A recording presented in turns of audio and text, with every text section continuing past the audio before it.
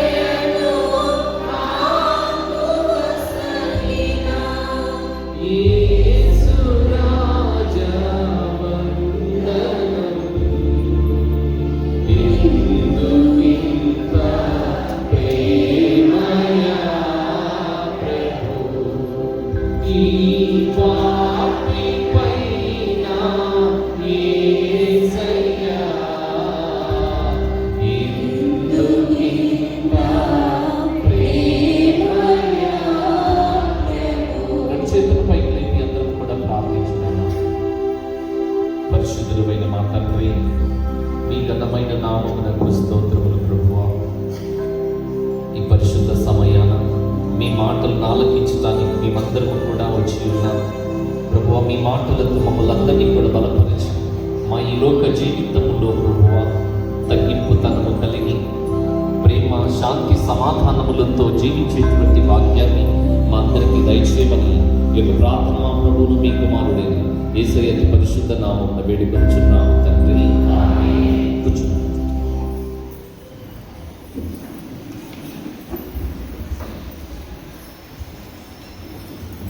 ప్రభు మీతో ఉండుగాక. పునీత మత్తయి గారు రాసిన పవిత్ర సువిశేషంలోని భాగము. మత్తయి శుభవార్త 5వ అధ్యాయము 20వ వచనము నుండి 26వ వచనం వరకు. మత్తయి శుభవార్త 5వ అధ్యాయము 20వ వచనము నుండి 26వ వచనం వరకు. ధర్మశాస్త్ర బోధకుల కంటే, పరిశీల కంటే మీరు నీతిమంతమైన జీవితములో జీవించనే తప్ప పరలోక రాజ్యమున ప్రవేశింపరని చెప్పుచున్నాను. నరహత్య చేయురాదు, నరహత్య కావించువాడు తీర్పునకు గురియగునని పూర్వీకులు శాసింపబడిన మాటలు మీరు విని ఉన్నారు కదా. నేను ఇప్పుడు మీతో చెప్పినదేమనగా, తన సోదరునిపై కోపడువాడు తీర్పునకు గురియగును. తన సోదరుని అవమానపరచువాడు న్యాయసభ ముందుకు వచ్చును. తన సోదరుని అవివేకి అని పిలిచేవాడు నరకాగ్నిలోకి పడవేయబడును.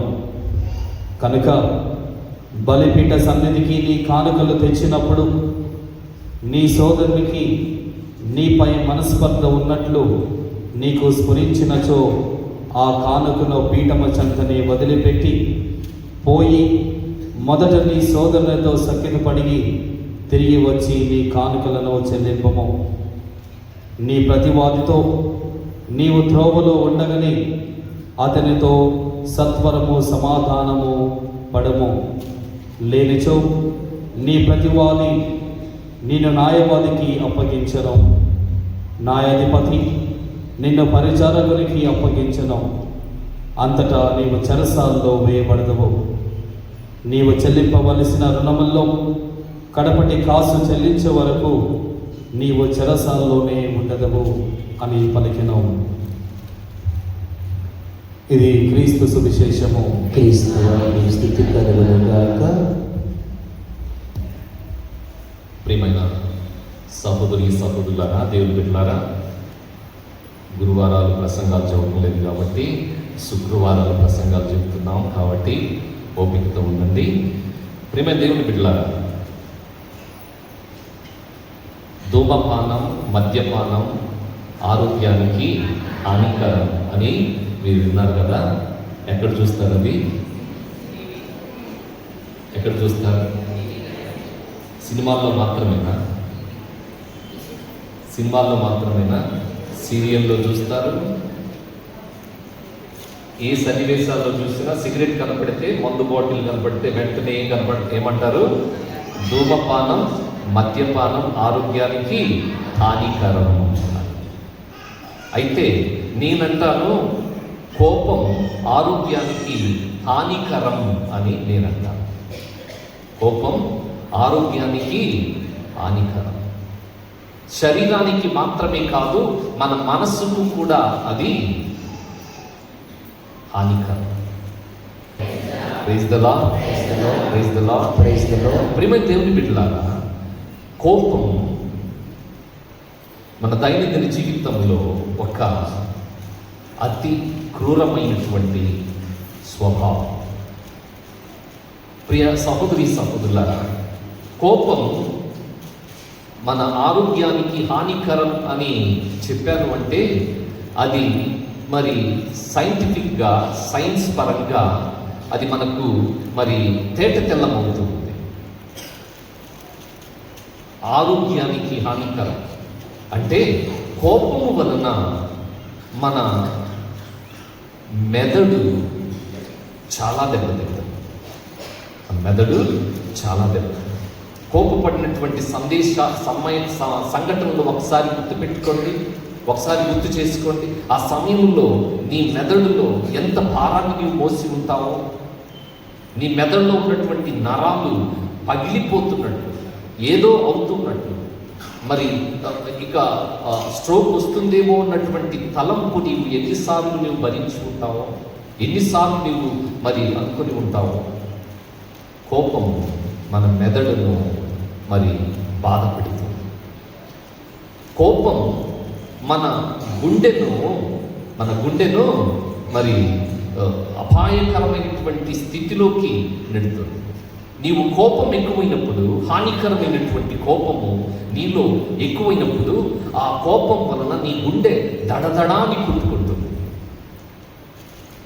ఇక ఆ పల్స్ రేట్ అనేది 70-80 సార్లు కాదు, కానీ 130-120 సార్లు కొట్టుకున్నటువంటి సందర్భాలు ఎన్నో ఉండి ఉంటాయి. ప్రియ సహోదరులారా, కోపం వలన మన మెదడు చెడిపోతుంది, మన గుండె చెడిపోతుంది, మన శరీరంలో ఉన్నటువంటి కండరాలన్నీ కూడా బిగుసుకుపోతాయి, మన రక్త ప్రసరణ అంతా కూడా చాలా దారుణంగా తయారవుతుంది. చివరకు మన మానసిక పరిస్థితి కూడా అల్లకల్లోలమవుతుంది. తరువాత మన కడుపంతా కూడా గ్యాస్తో నిండి అల్లకల్లోలమవుతుంది. ప్రియ సహోదరులారా, మరి ఇంత నష్టాలు ఉన్నటువంటి కోపం మనకు అవసరమా? ఇన్ని అరిష్టాలు ఉన్నటువంటి కోపం మనకు అవసరమా? కానీ వదిలిపెట్టలేకపోతున్నామే. కానీ దానిని మనం వదిలిపెట్టలేనటువంటి పరిస్థితే. పోయిన వారంలో మనం ఒక సంగతి చూసాం. ఇద్దరు ప్రేమించి పెళ్లి చేసుకున్నారు. ప్రేమించి పెళ్లి చేసుకొని తల్లిదండ్రులను వదిలిపెట్టి ఎక్కడికో వెళ్ళి వాళ్ళు జీవిస్తూ ఉన్నారు. వాళ్ళు అలా జీవిస్తూ ఉన్నప్పుడు ప్రియమైన సహోదరులు, భర్త బయటకు పోయి ఇంటికి వచ్చాడు. భార్య చక్కగా టీవీ పెట్టుకొని టీవీ చూస్తూ ఉంది.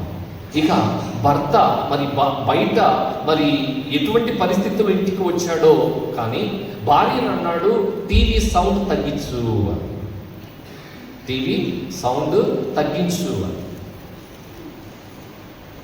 భార్య మాట విన్నా. రెండోసారి మరి భర్త అన్నాడు, టీవీ సౌండ్ తగ్గించు అని. భార్య టీవీ సౌండ్ తగ్గించలా. ఇక మూడవసారి కూడా అన్నాడు, టీవీ సౌండ్ తగ్గించు, అది ఎక్కువవుతుంది. మూడోసారి కూడా భార్య వినలా. నా మాట వినవా అని చెప్పి భర్త ఏం చేస్తూ ఉన్నాడంటే ఆ టీవీ సౌండ్ తగ్గించడమే కాదు, టీవీ స్విచ్ ఆఫ్ చేస్తున్నాడు. ఇక ఈ టీవీ స్విచ్ ఆఫ్ చేయడంతో భరించలేనటువంటి కోపంతో ఆ భార్య ఏం చేస్తూ ఉంది, పక్కనే కత్తి తీసుకొని టీవీ ఆపుతావా నువ్వు అని భర్తను కత్తితో పొడుస్తుంది. భర్త చనిపోతున్నాడు. ప్రియ సహోదరులు, దయచేసి భర్తలు మీ భార్యలు సీరియల్ చూస్తున్నప్పుడు టీవీ ఆపొద్దు దయచేసి. Praise the lord. ప్రియమైన దేవుని బిడ్డలారా, అమితమైనటువంటి కోపం, క్రూరమైనటువంటి కోపం, హానికరమైనటువంటి కోపం, క్షణికమైనటువంటి కోపంలో నీవేం చేస్తావు, నువ్వు ఎలా ప్రవర్తిస్తావు, ఎలా నీ మనసును పాడు చేసుకుంటావో నీకు అర్థం కాదు. నీ కుటుంబంలో, నీ కుటుంబ జీవితంలో ఇటువంటి హానికరమైనటువంటి క్షణికమైనటువంటి కోపంతో నువ్వు ఎన్నిసార్లు నీ భార్యను నువ్వు కొట్టావు, ఎన్నిసార్లు నీ భర్తను నీవు తిట్టావు. మానసిక క్షోభతో ఇంటికి వచ్చి కోపముతో వేరే మీద ఉన్నటువంటి కోపంతో నీ ఇంటి వారి మీద నువ్వు ఎటువంటి మరి దారుణమైనటువంటి కోపాలను చూపించుంటావు. ప్రియమైన దేవుని బిడ్డలారా, ఈ కోపం నీ మనసుకి కాదు, నీ శరీరానికి కాదు, నీ ఆత్మకు కూడా హానికరమే. దేవుని బిడ్డలారా, ఈరోజు ప్రభు నీతో మాట్లాడుతూ ఉన్నాడు. ప్రభు నిన్ను పరిశీలించి చూస్తూ ఉన్నాడు. నీవు ఎన్నిసార్లు కోపముతో ఇటువంటి పరిస్థితుల్లోకి నెట్టబడ్డావో ఒక్కసారి ఆలోచించే. పరిశుద్ధ గ్రంథంలో మనం చూస్తాం ప్రియ సహోదరులారా, కోపము కుటుంబాన్ని దహించి వేస్తుంది. కోపము స్నేహాన్ని విరగదీస్తుంది. కోపము మనశ్శాంతిని నాశనం చేస్తుంది అని మనం వింటూ ఉన్నాం ప్రియ సహోదరులారా. అదేవిధంగా మరి పరిశుద్ధ గ్రంథంలో అనేక అనుచితమైన కోపము తగదు, అది కోపిష్టిని నాశనం చేస్తుంది. తోటి నరుడు చేసేటువంటి ప్రతి తప్పును కోపముతో చూడకుము అని ఏమంటుంది. కోపంతో మండిపడుట కంటే ప్రశాంత వదనముతో ఉండటం మంచిది అని. హృదయము గాయపరిచినచో కోపతాపములు కలుగును అని మనం పరిశుద్ధ గ్రంథంలో వింటూ ఉన్నాం. ప్రియ సహోదరులారా, దేవుని బిడ్డలారా, ఈరోజు మితిమీరినటువంటి కోపంతో నీవు ఉన్నట్లయితే, అది నీ ఆరోగ్యాన్ని చెడగొట్టినట్లయితే, నీ మనస్సును చెడగొట్టినట్లయితే, నీ ఆత్మకు డ్యామేజ్ జరిగినట్లయితే ఈరోజు పశ్చాత్తాపపడమని ప్రభు మనందరినీ కూడా పిలుస్తూ ఉన్నాడు. ఆ గాయాలు, ఆ హృదయానికైనటువంటి గాయాలు మరి మాంచటానికి దేవుడు ఈరోజు మన ముందుకు వస్తూ ఉన్నాడు. ప్రియ సహోదరులారా, దేవుని బిడ్డలారా, యోనా ప్రవక్త మరి నినివే నాశనాన్ని కోరుకున్నాడు. నినివే నాశనం కాలేదని కోపపడ్డాడు. నీవు 40 రోజులు వాళ్ళు ఉపవాసం చేయమన్నావు, వాళ్ళు ఉపవాసం చేశారు, శిక్షను తప్పించుకున్నారు, నా మాట నీవు ఎందుకు వినలేదని దేవుని మీద కోపముతో అతను అలిగాడు. ప్రియ సహోదరులారా, దేవుని మీద కోపంతో అతను అలిగాడు. యోనాకు నినివే నాశనం కావాలి, దేవునికి నినివే నాశనం కావాలి, రక్షణ కావాలి. నినివే అనేది కాపాడబడాలి. పశ్చాత్తాపడినటువంటి నినివే మరి ప్రశాంతముగా ఉండాలని కోరుకున్నాడు. కానీ యోనా మాత్రం నినివే నాశనాన్ని కోరుకున్నాడు. ఆ కోపముతో అతను దేవుని మీద అలిగి వెళ్ళి ఒక చోట ప్రశాంతంగా నిద్రపోవాలని అతను తలంచుతూ ఉన్నాడు. ఎండ మండిపోతూ ఉంది. ఆ ఎండలో అతనికి ఏం చేయాలో అర్థం కాలేదు. ఆ సమయంలో ప్రేమ దేవుని బిడ్డలారా, దేవుడు ఒక సొరపాదును అతను నిద్రపోతున్న చోట మలిపిస్తూ ఉన్నాడు. ఇత్తనం మొక్క అవుతుంది, మొక్క ఒక పెద్ద తీగ అవుతుంది. అతను నిద్రపోతున్నప్పుడు ఆ నిద్రకు అది నీడనిస్తుంది. ప్రియ సహోదరి సహోదరుడా, నీడనిస్తున్నటువంటి ఆ సొరపాదును చూసి యోనా చాలా సంతోషపడ్డాడు. అబ్బా, ఎంత చక్కగా ఉంది ఈ నీడ అని. నిద్రపోయి లేచిన తరువాత ఆ సొరతీగను చూసిన కొద్దిసేపట్లోనే ఆ సొరతీగకు పురుగు పట్టి ఆ సొరతీగ ఎండిపోవటం యోనా చూస్తూ ఉన్నాడు. ప్రియ సహోదరి సహోదరుడా, యోనా ఆ సొరతీగ నాశనం కావటం చూసి బాధపడి వేదన చెందుతూ ఉంటే దేవుడు అతనితో అంటాడు, యోనా, ఈ ఒక్కరోజు మలచి ఒక్కరోజు చూసినటువంటి ఆ సొరతీగను చూసి నీవు ఎంత బాధపడుతున్నావే, నేను సృష్టించిన బిడ్డలు యోనా నినివే ప్రజలు అంత పశ్చాత్తాపడితే వారి నాశనాన్ని నీవు కోరుకుంటున్నావే అని కోపపడినటువంటి యోనాలో ఉన్నటువంటి కోపాన్ని తగ్గిస్తూ ఉన్నాడు ప్రభు.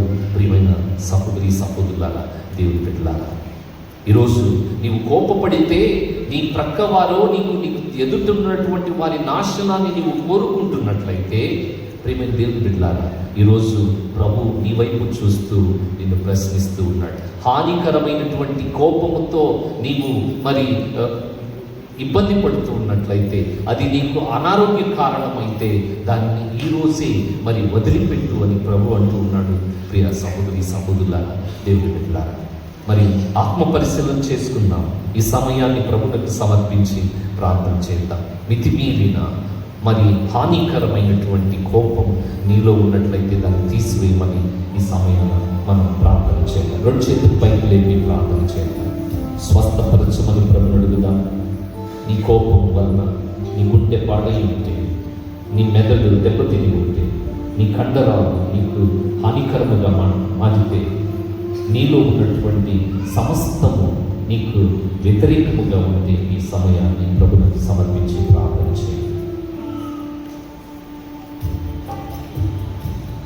కళ్ళు మూసుకొని విడుదల కోపాన్ని ప్రభువుకు సమర్పించి ప్రార్థన చేయండి.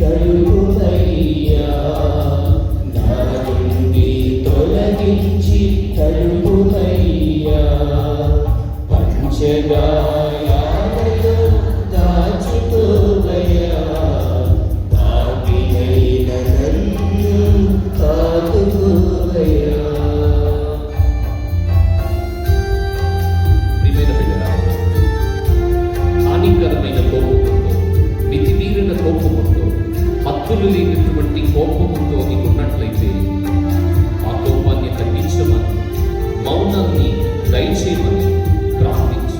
క్షమించేటువంటి తత్వాన్ని ఇవ్వమని ప్రార్థించు.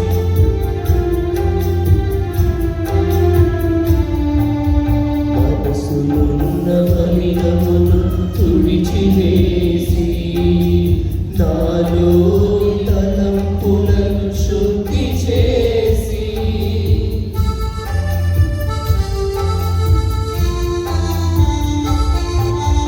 మనసులున్న మలినమును తుడిచివేసి నాలో తలంపులను శుద్ధి చేసి మంచితనము నాలో యేసు నింపుమయ్యా, మంచితనము నాలో యేసు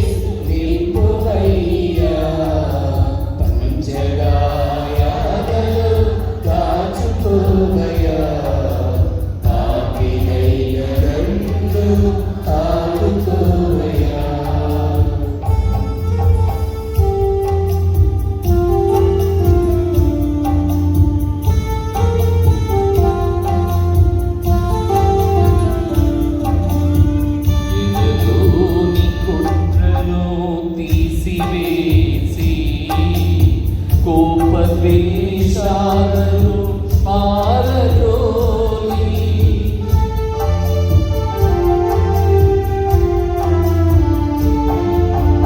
ఎదురుని కుట్లను తీసివేసి కోప ద్వేషాలను పారద్రోలి ప్రేమను నాలో యేసు పెంచునయ్యా ప్రేమను నాలో యేసు పెంచునయ్యా పంచగాయాలను దాచుకోవయ్యా పాపినైన నన్ను ఆదుకోవయ్యా పంచగాయాలను దాచుకోవయ్యా పాపినైన నన్ను ఆదుకోవయ్యా భయమును బాధను ఒంటరితనమును భయమును బాధను ఒంటరితనమును నా నుండి తొలగించి నడుపుమయ్యా నా నుండి తొలగించి నడుపుమయ్యా ప్రియమైన దేవుని బిడ్డలారా, మోకరించి ప్రార్థన చేస్తారా? మీరున్నటువంటి వాడు మోకరించి ప్రార్థన చేయండి. కోపము వలన కోల్పోయిన మనశ్శాంతిని ఇవ్వమని ప్రార్థన చేయండి. కోపము వలన కన్నీటిని తెచ్చుకున్న సందర్భాలను గుర్తుకు తెచ్చుకొని క్షమించమని ప్రార్థన చేయండి. శాంతిని వసగు, నా కుటుంబములో శాంతి వసగు తండ్రి అని ప్రార్థన చేయండి. కోపము వలన నీ భర్త మీదో నీ భార్య మీదో నీవు అనరాని మాటలు అని ఉంటే వాటిని సమర్పించి ప్రార్థన చేయండి. కోపము వలన నీవు మనశ్శాంతిని కోల్పోయి నీవు అనారోగ్య పాలైనటువంటి సందర్భాలను గట్టికి తెచ్చుకొని ప్రార్థన చేయండి. పంచగాయాలలో దాచుకో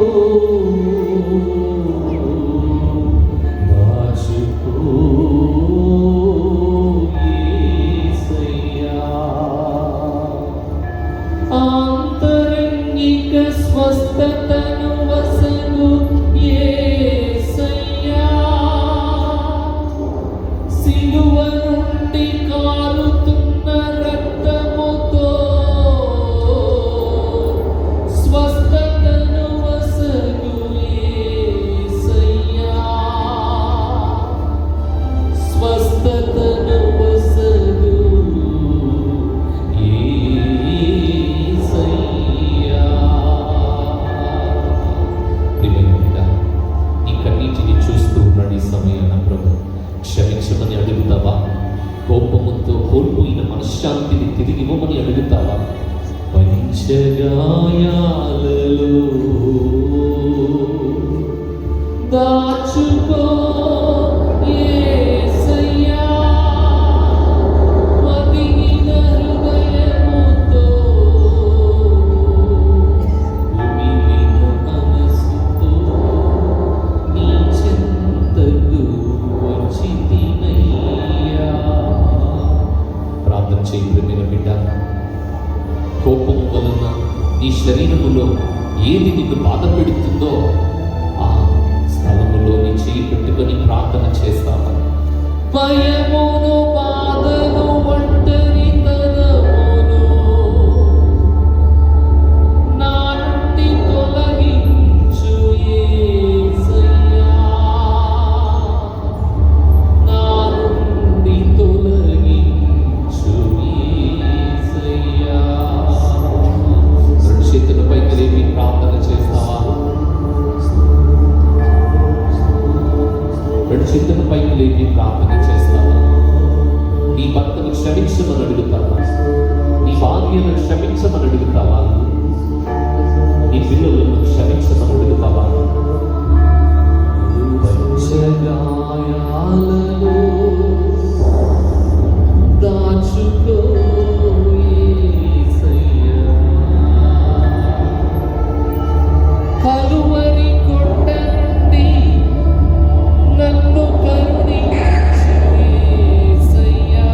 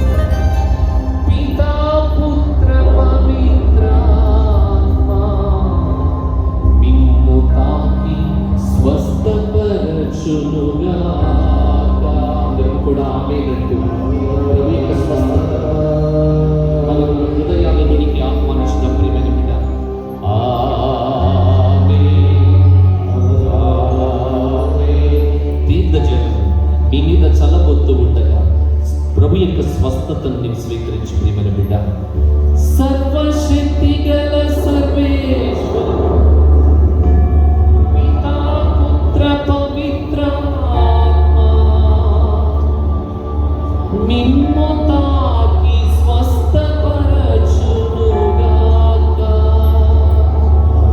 మిమ్ము తాకి స్వస్థపరచునుగాక.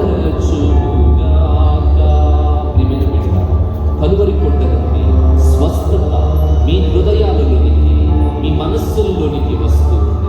గాయపడిన హస్తముల నుండి స్వస్థత మీకు ప్రవహిస్తూ